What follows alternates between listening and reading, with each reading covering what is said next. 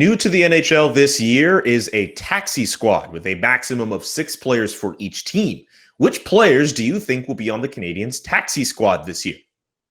So this is going to be interesting to see how they deal with it. As you mentioned, no one has done this really before.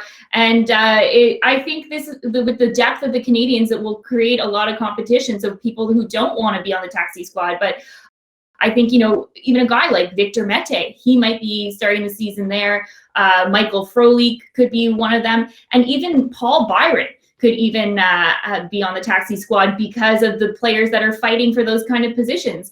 But it's definitely going to be interesting to see who the Canadiens end up putting on there.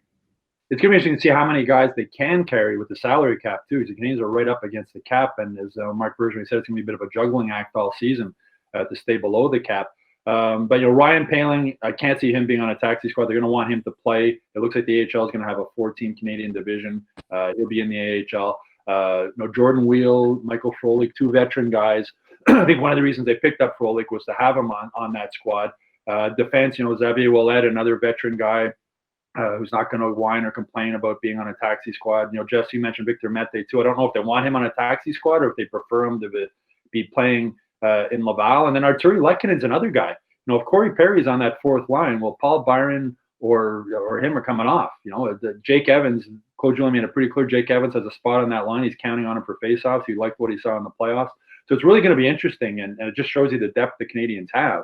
Whereas in last season, it would have been pretty easy to know who was going to be on a taxi squad.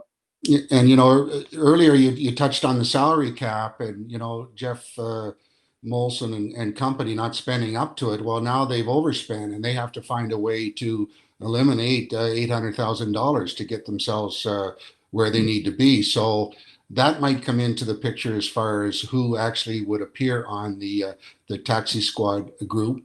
But one thing remains the same is when you have a lot of guys pushing for NHL jobs, whether they're taxi squad or extras, whatever you want to call them, they're going to force those other guys that are in the lineup to perform at their best because they know that somebody else is knocking at the door, licking their chops, ready to take their job. And the Canadiens have that luxury, if you will, of players that are able to step in when the opportunity presents itself. And that's nothing but a good situation. And I want to give out a shout out to Pat Hickey, who explained why it's called the taxi squad. Back in the 1940s, the Cleveland Browns owner also owned a taxi company. So in order to get around the salary cap, he put them on the taxi company's payroll rather than the football team. So thank you, Pat. I was wondering about that. Pat Hickey Pat Hickey is a world-class storyteller.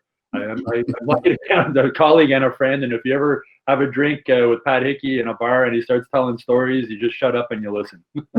Yeah, I've listened in on a few of those Pat Hickey stories before. I can attest to that statement. And who says you don't learn anything watching hockey inside out? What's your potential taxi squad 6 in the comment section below, and visit hockeyinsideout.com to check out our full episode.